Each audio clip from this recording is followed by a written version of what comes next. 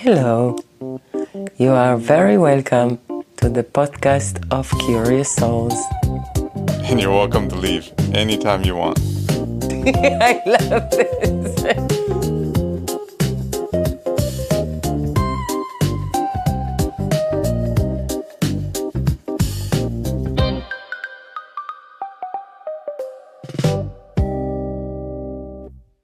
Today, we are going to talk about things that we hide from ourselves.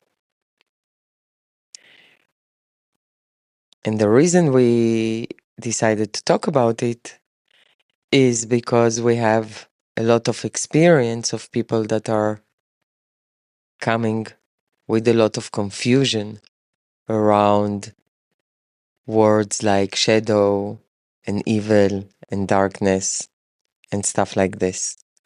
So today we are going to put some order in this mess. Yes? Yes. Okay. So what is shadow? Shadow is anything that is hidden.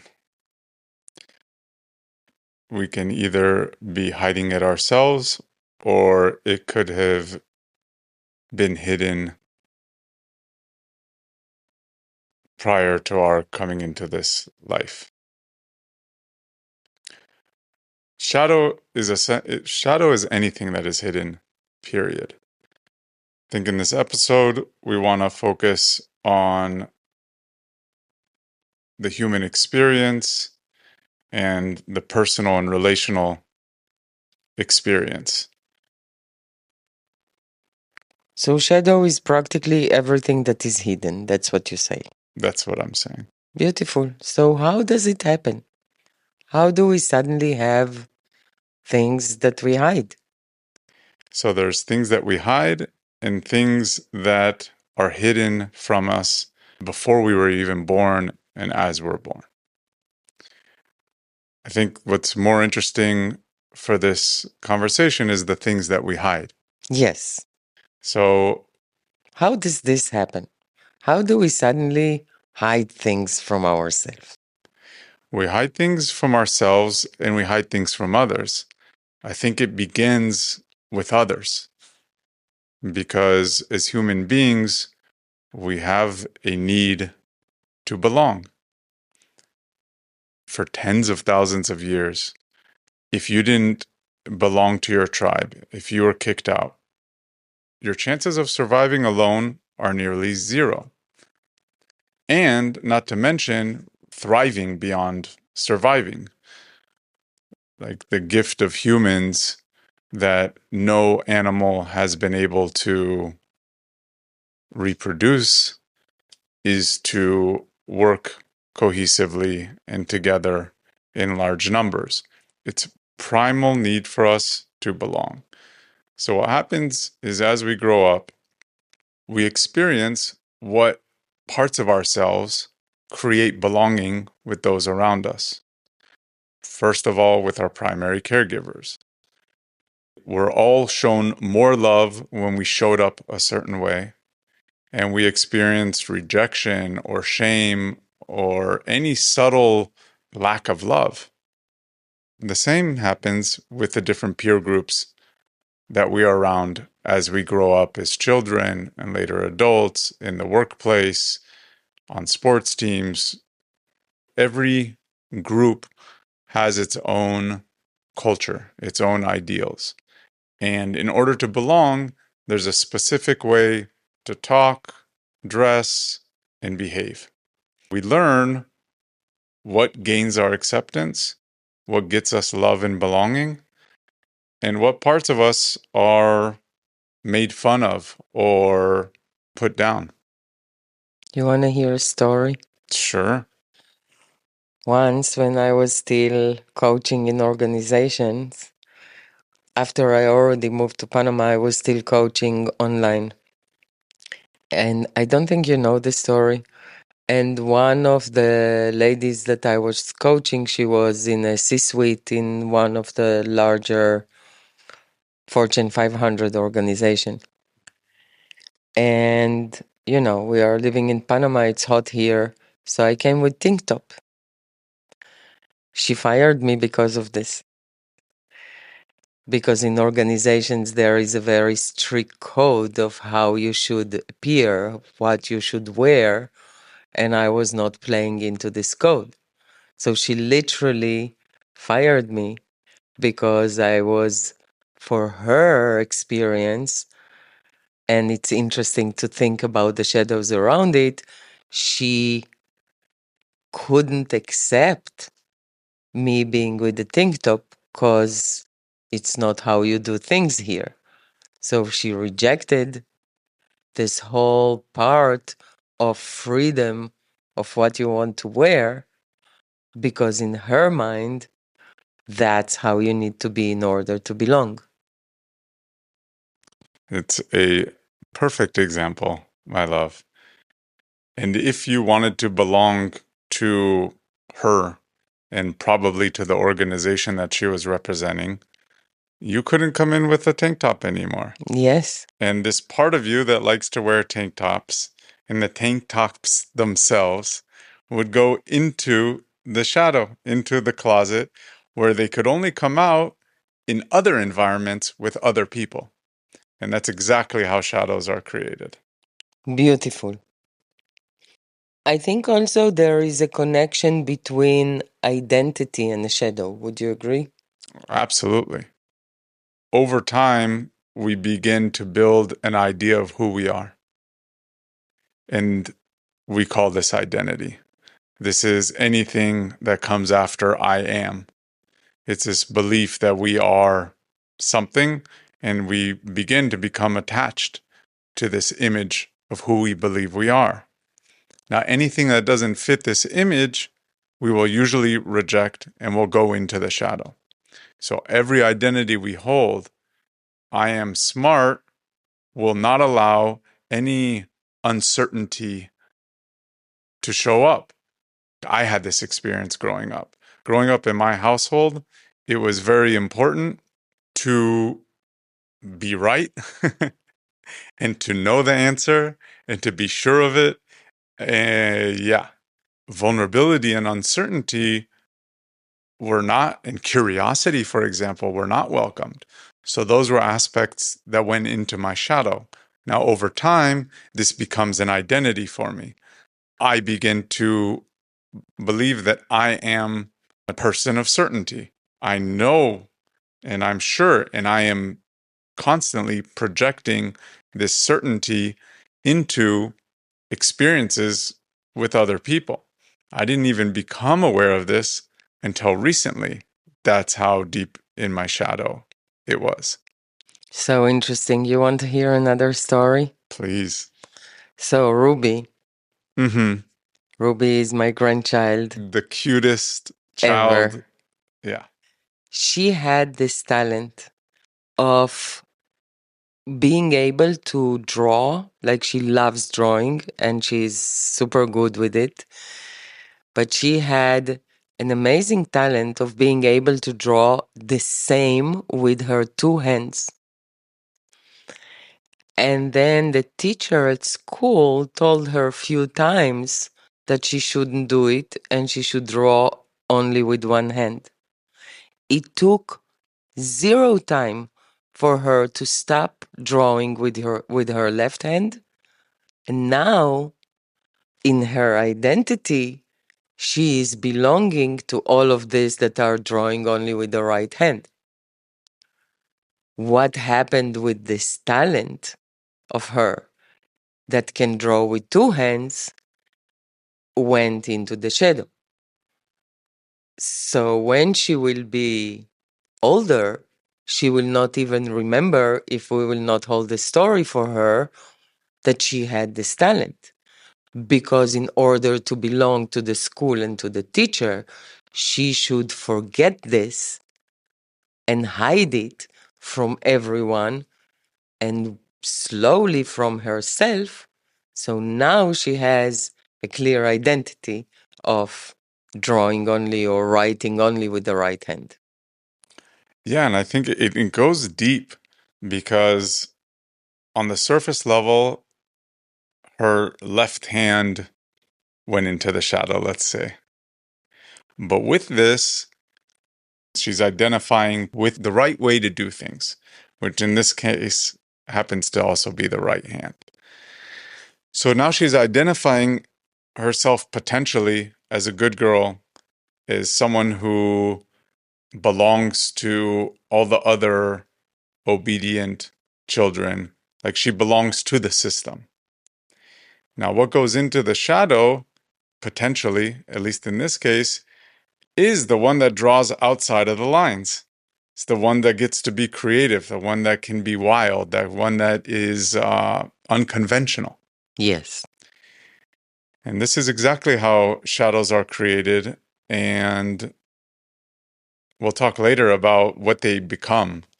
But this is already like a hint. Yes. So what happens next? We take things, we put them in the shadow, we hide them from others and from ourselves. Okay. So what happens next? All the parts of us, whether in the shadow or not in the shadow, are expressing themselves all the time. And every expression is like a contribution into the co creation pot, let's call it. Just because we push something into the shadow doesn't mean it's not still participating in the creation of our lives and in the co creation of life or reality, let's call it. They are always expressing themselves. The more we suppress them, the more they will need to find a more creative way to express themselves. We believe that all existence is actually seeking belonging. All existence is seeking connection to resonant energy and belonging to it. So these parts of us want to get our attention. Then they want to not just get our attention, but be accepted, to be loved, to be included in our consciousness.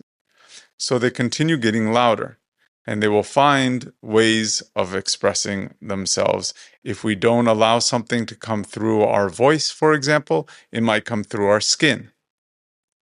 It might show up as a pain in the body or express itself through an outburst. There's so many ways that shadows find ways to express themselves. And essentially, they're expressing themselves all the time. Sometimes it takes a relationship to reveal a shadow.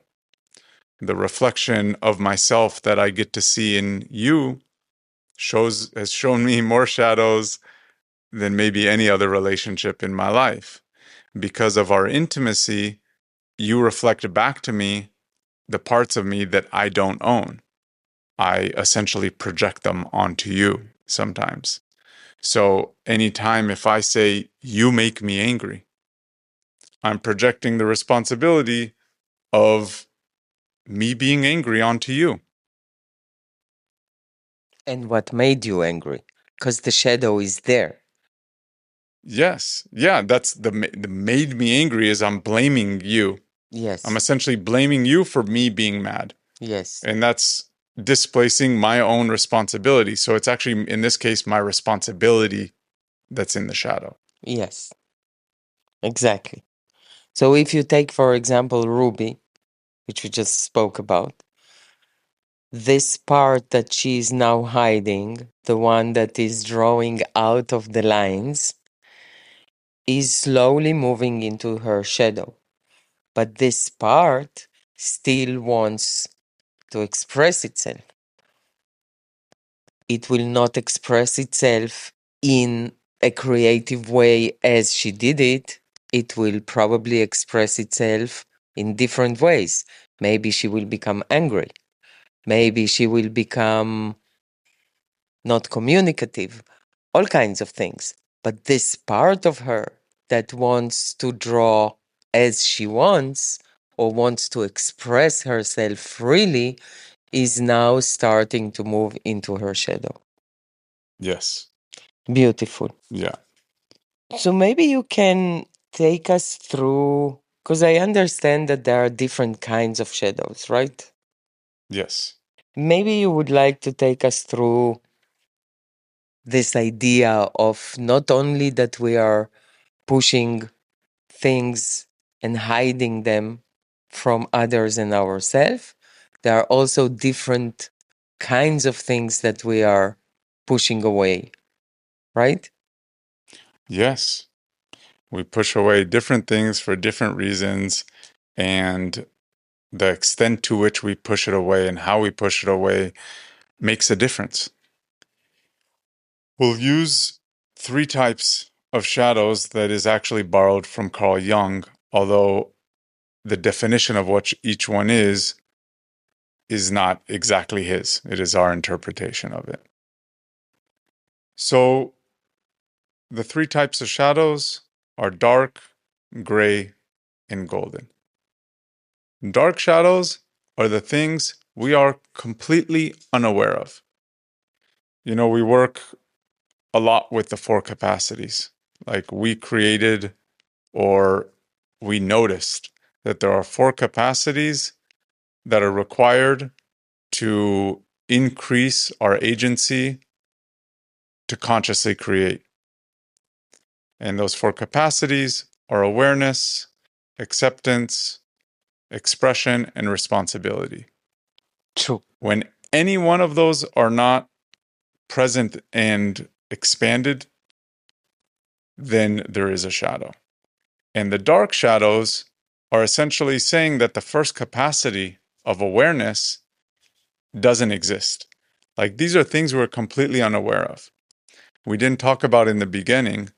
Because we wanted to focus on shadows that we hide. But there are shadows that we come into this life with, things that we inherited from our family, from past lives, from culture, etc., that are either in our DNA or in our karma. And we were born into not knowing this. So it's not something we intentionally hid or even unintentionally hid. It's something that we were unaware of from the beginning. So everything that we are completely unaware of is a dark shadow. The other things that become dark shadows are the things that were most unsafe to show. Things that we learned early are absolutely not allowed. Taboo. That it is taboo, it is literally dangerous for this part of us to exist. We spoke about identity. It can also be that if our identity is so strong and there is a part of us that is threatening our identity, that we push it so deep into the shadow that we forget it's even there. It's the parts of us we absolutely refuse to recognize they exist. So if I am identifying myself as a good girl, Mm-hmm. the one that is a rebel, the one that is asking questions, the one that is not confirming to everything automatically, will go into the shadow. And it will go so deep into the shadow that it will become a dark shadow. Exactly. Especially if you so strongly identify as the good girl that you don't allow anything else, like anything else is unacceptable. Yes. Yeah. Those are exactly the things that become dark shadow. So, dark shadow is everything that is completely out of our knowing. We have no idea that it's there. Exactly. Beautiful. Other types? So we'll talk about gray shadows. Gray shadows in the four capacities are things we are aware of, but either we don't accept, we don't express, or we don't take responsibility for, or all the above. When I grew up, it was unacceptable to be uncertain. Feeling helpless is even something to today that I have a difficult time accepting. I'm aware of this part of me, but to the extent that I don't accept it, I will judge it. And the more I judge it, the more it goes into the shadow. So it's a part of me I'm aware of, but I don't really accept it. Another example is I'm afraid to sound stupid. So I don't talk so much. So I limit my form of expression, especially because as a child, I grew up that my expression isn't welcomed, that it's best to tone down, sit down, slow down, shut up. All these things I learned allowed me to be accepted by my parents. I'm aware of some parts of me. I may even accept them and love them myself. But around certain people, I won't express these parts of me. That's a gray shadow. It's things that we are aware of, but we don't accept, express, or take responsibility for. Beautiful. It reminds me also a conversation that you and me had about a client that presented themselves as introvert Mm-hmm. and were so holding to this identity of the introvert that they couldn't even consider the option that they are so afraid from rejection that they prefer just to call themselves introvert. So now they hold this identity of an introvert and they hold back every expression. That's a great shadow. Absolutely.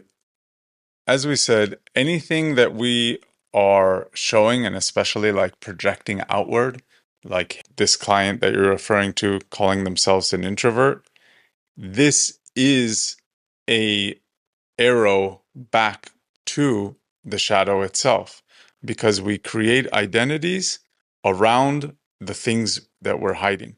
Yes, What they are actually hiding, what's in their shadow, is the fear to express themselves. exactly. So they give themselves that title and identity of introvert, which gives them the excuse not to express themselves. Gorgeous. I think another really common identity, we're kind of back to identities, but empaths. Yes, this is so funny. This is a title that is giving some people a license to not claim their own sovereignty and not to build the capacity to know where they end and others begin. They are people that are so open, and I want to be careful. I'm not judging these people. I think it's also an amazing gift that they are so sensitive and so receptive to what's happening around them. They're so tuned into what's happening for everyone else that they lose themselves. Now, this title of empath is a mask that they get to wear and hide behind. And this way, they don't need to take the responsibility that comes with losing themselves. It's like, oh, I'm an empath. And then it puts the responsibility on the people around them to be super careful with what they're feeling and how loud their feelings are because I'm sensitive. Beautiful. And then there is another type of of shadow, right? Yes. Yeah. So not all shadows are bad. I think it's also a very common misconception. There's nothing inherently bad about shadows. They're just things that are hidden. And just as often as we hide things that we don't like about ourselves, we hide things that we admire about ourselves and others, but we're not accepted, usually in our childhood. These are often our talents. It can be that you were an amazing singer, but every time you sang, you were told to shut up. Power is a golden shadow for a lot of people. We're scared of our own power. Sometimes what happens is the four capacities, the capacity of responsibility, is not strong enough to hold the power. So we become afraid of it and we push it into the shadow because of the fear of what we might do with it. And there's all kinds of golden shadows. You mentioned like Ruby's creativity. That's a golden shadow. Exactly. So if I hear you correctly and I summarize what you say, there are three different types of shadows.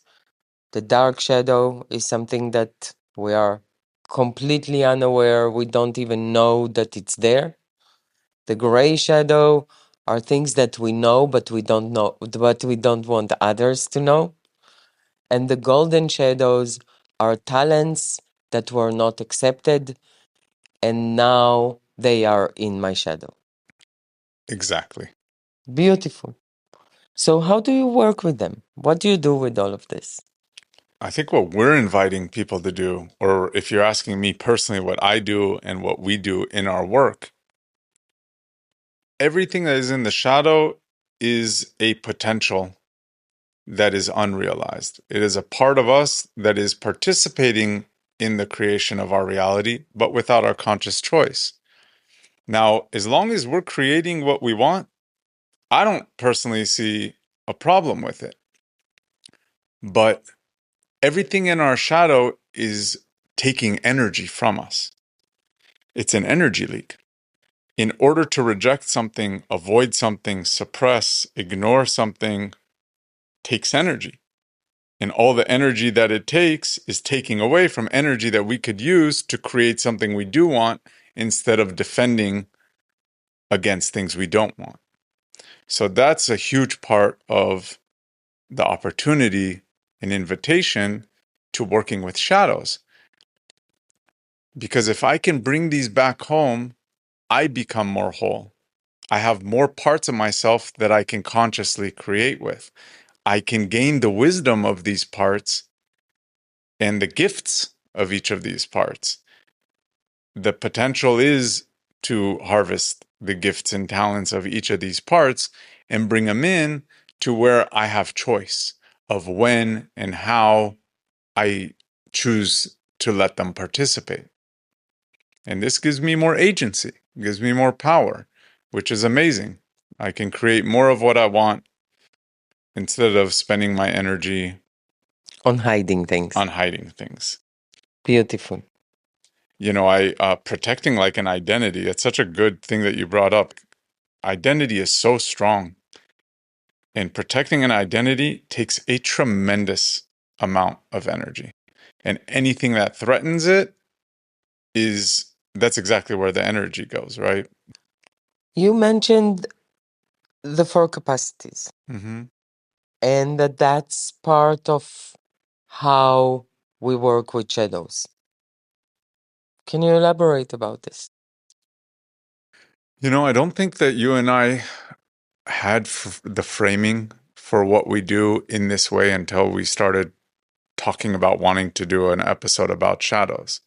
But through the lens of shadows, actually, all the work we're doing, which is around expanding these four capacities and bringing them into a cohesive relationship to one another, is all shadow work. Because anything that is not in our awareness, that we are not accepting, that we are not expressing, and or not taking responsibility for, is in a shadow of some sort. This is really beautiful because I think it's connecting here the idea of integration.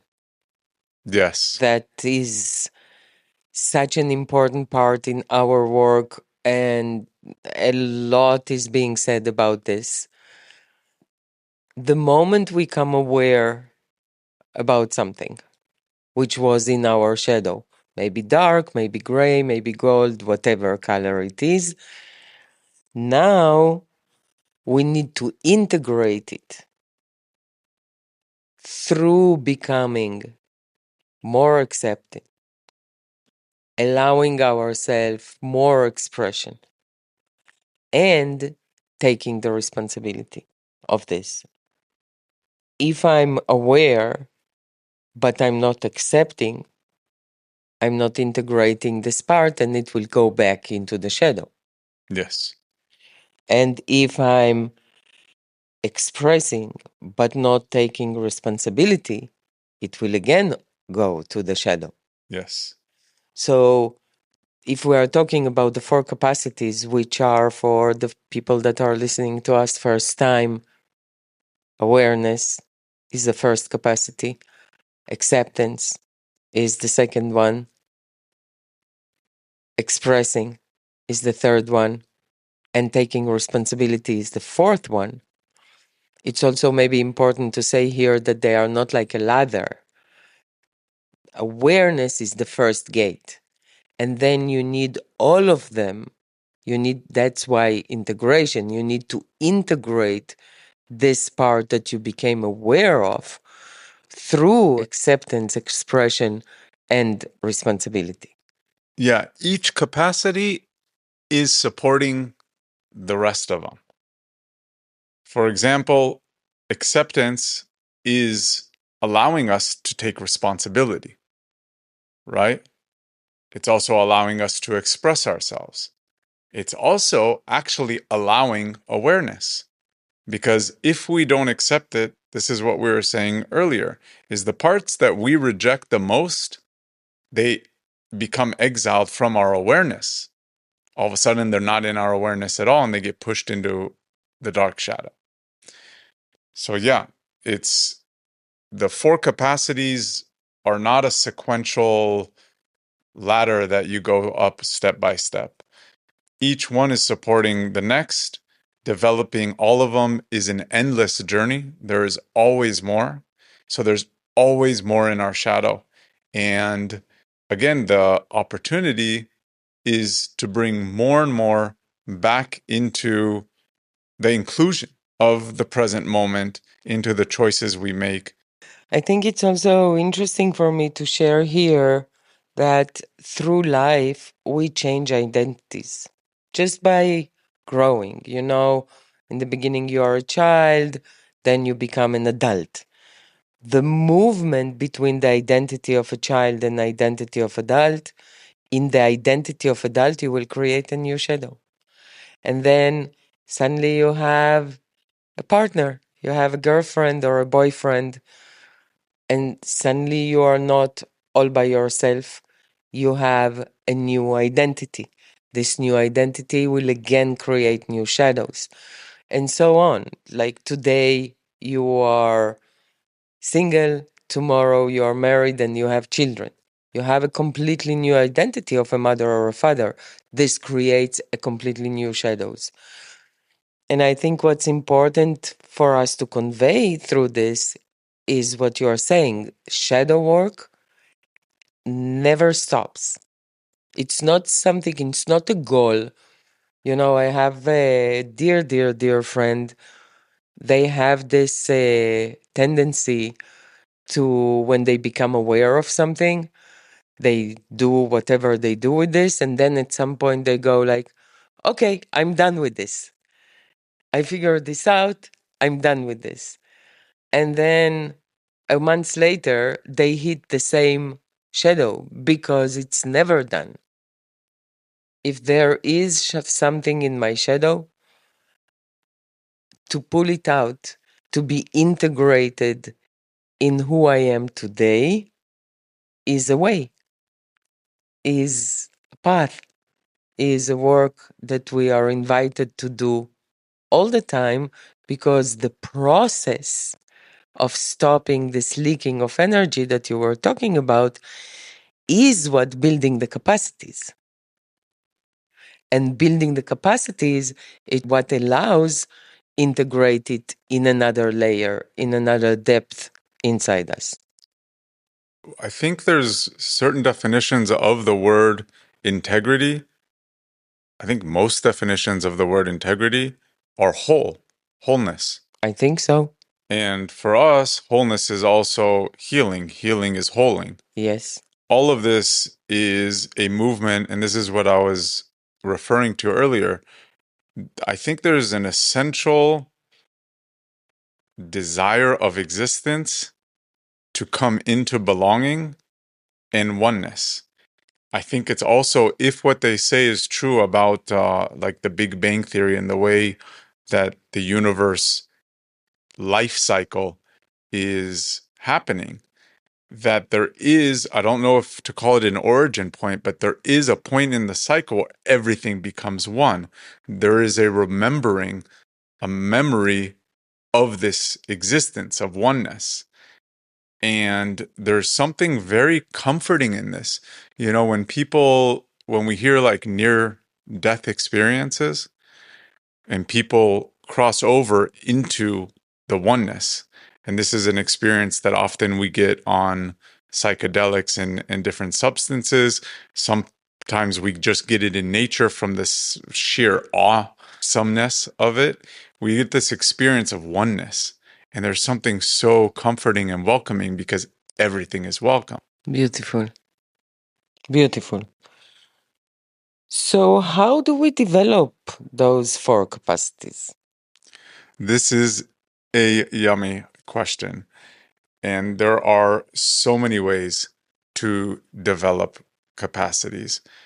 Let's focus on awareness for this episode because we could spend a lot of time, and really, this is our profession. If people want to dive in and expand these capacities, They are welcome to join adulthood.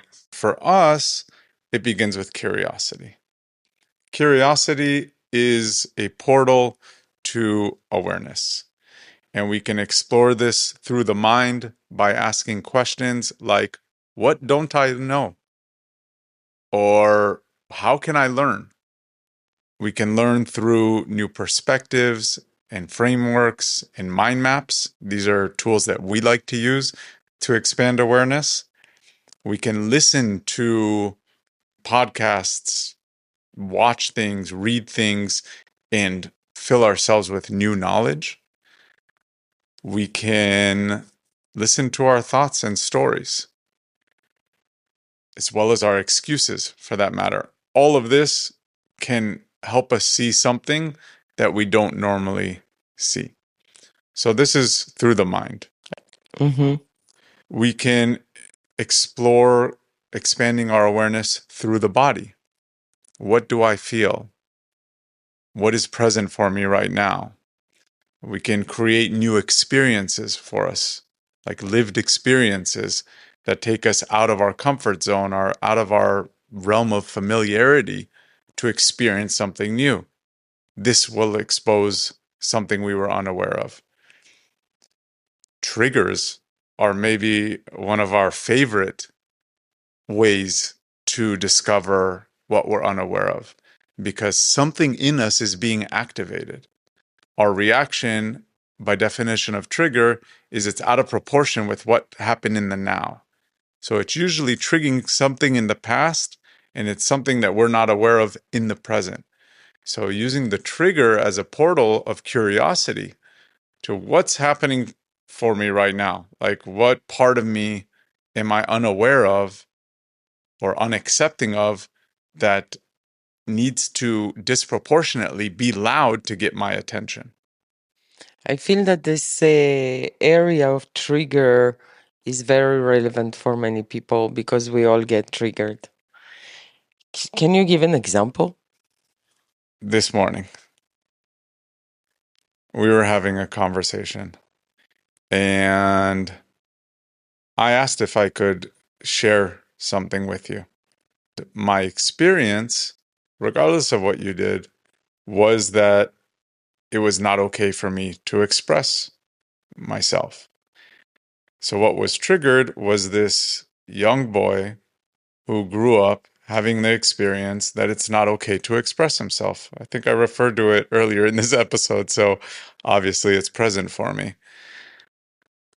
Now, if I don't get curious, now I've gotten curious about this enough to identify this wound of mine really quick. Today, I actually was able to catch this young child of mine as he jumped because I'm really familiar with this wound now. The trigger is what showed me what was out of my awareness in the moment, which is that I feel unseen, unheard, or I'm not being allowed to be myself and express myself. Beautiful. I think many people can relate to this. We are all getting triggered. And I think our invitation here is instead of diving into the trigger, asking yourself, okay, so which part of me wants to be integrated now? Exactly. Beautiful. And which of the four capacities is it getting stuck at? Exactly. Because the moment you become aware of it, if it's still triggering you, then it's now stuck in one of the other three capacities. Beautiful. So we spoke about the mind and how we can expand ourselves through the mind. We spoke about the body, which are sensations and emotions and expression, physical expression. Mm-hmm. Will you talk about the heart and the spirit? Absolutely. The intelligence of the heart is primarily around relationship and connection to others. So, curiosity around the heart can ask, what is being revealed through my relationships with different people? What does what is being reflected back to me say about myself? What is it showing me about myself? And for me, the truth is, we are everything.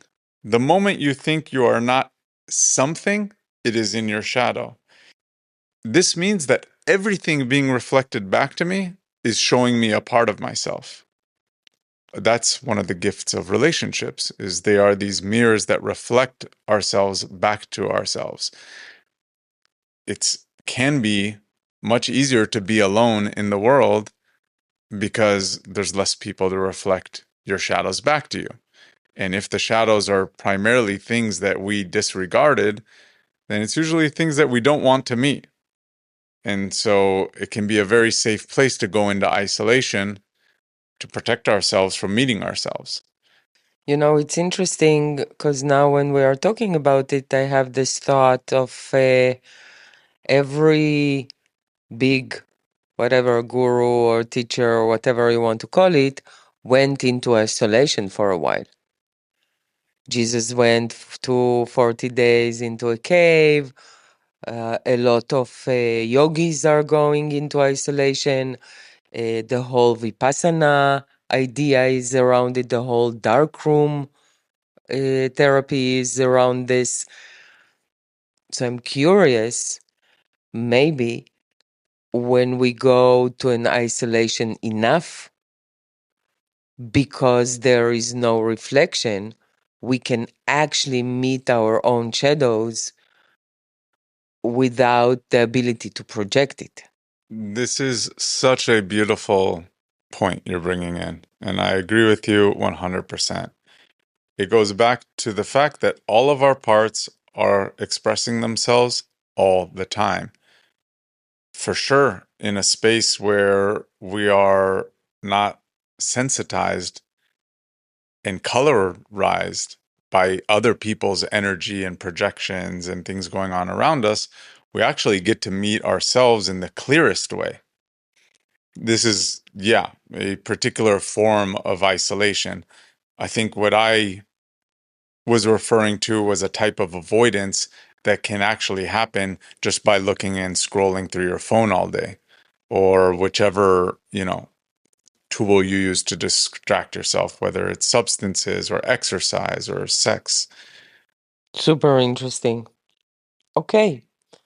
So we can expand the capacities through the mind, we can expand the capacities through our body, we can expand it through our heart, and it also can be expanded through the spirit.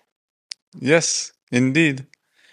And the spirit is generally less tangible. Things that show up in our dreams can reveal what's in our shadows. Being in nature is similar to what you're talking about, like the dark rooms and isolation. It's like you don't have the reflection and projection of people around you. And being in the stillness and purity of nature can be a way to meet parts of yourself that are otherwise hiding. One of our favorite ways is through the intelligence of specific types of plants. Maybe this is a broader subject that maybe you want to talk about because actually different intelligence of plants are opening each of these centers, and these altered states are exactly showing us and expanding our awareness through the different portals of mind, body, heart and spirit? From our experience, one of the best tools to open the door of awareness is the intelligence of plants. Because the intelligence of plants is taking us to a place where we can suddenly see things we couldn't see before. One of the reasons why, when we work with the intelligence of plants with people, we start with the heart portal is that with the heart medicine, the nervous system is so relaxed that every shadow we meet is softer. Because sometimes, for example, spirit medicine, if you are not prepared, can reflect you a very deep shadow that you are not able to receive, you are not able to accept. That's where the second capacity comes in. But the spirit medicine, she connects you to everything immediately.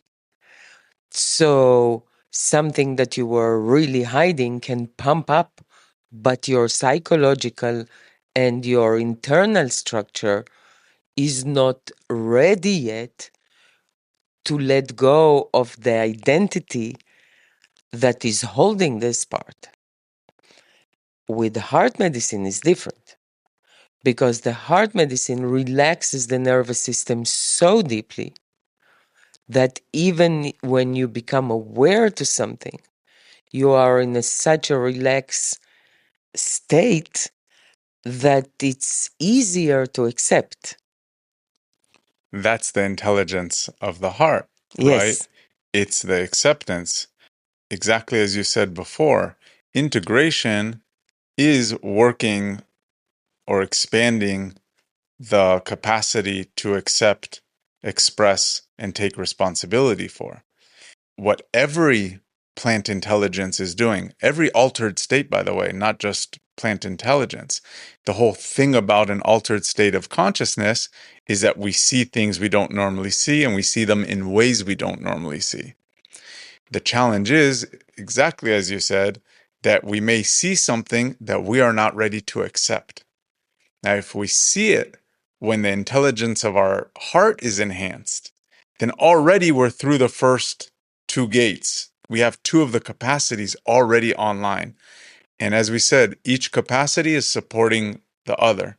So it's much easier to express myself and to take ownership of something that I'm first aware of and two, accepting. Let's just say before we move on that we did record an amazing podcast episode about the art of conscious substance use, which talks about the intelligence of plants and how they work with each center of consciousness.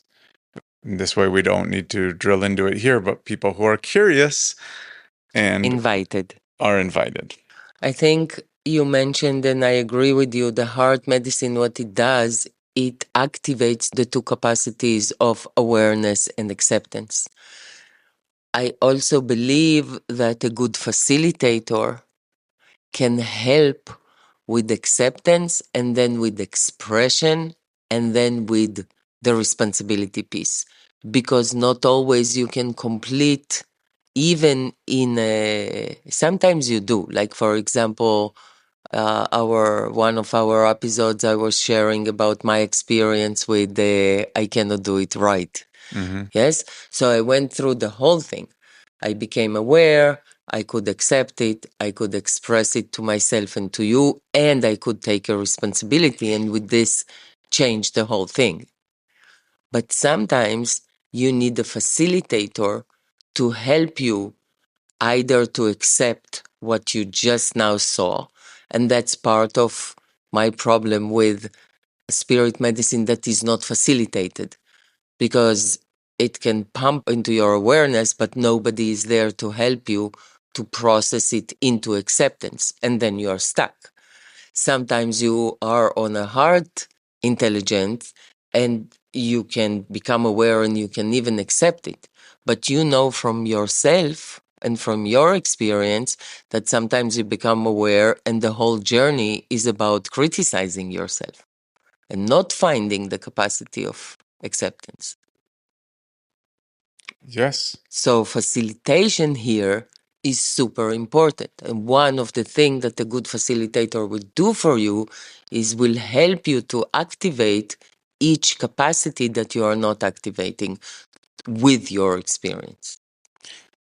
I think it's a beautiful point, and for sure, anyone who is journeying with the intelligence of plants. And I think, in a broader sense, going to professionals is an amazing tool and portal for increasing your four capacities in general. Just going to different people, being curious, asking questions, hanging out with different people from different cultures, people who have lived longer, shorter. Everyone has a different perspective. And again, through curiosity, we can gain more awareness. And professionals in particular, whether it be coaches or therapists or facilitators, people who are trained in supporting you to expand your ability to accept, express, and take responsibility is an amazing place to go to for integration.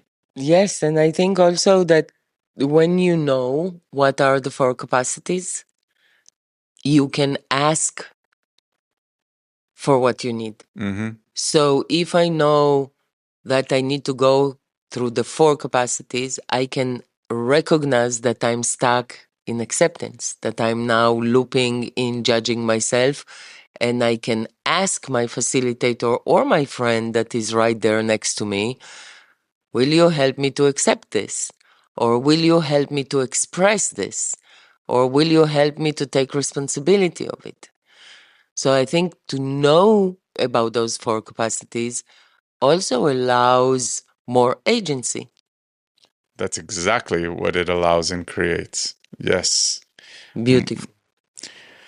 So I think we can close this fun discussion and invite all those that whose curiosity was sparked in this conversation to a journey of discovering and bringing home shadows, bringing them back to the wholeness of yourself. Bring curiosity back to your life.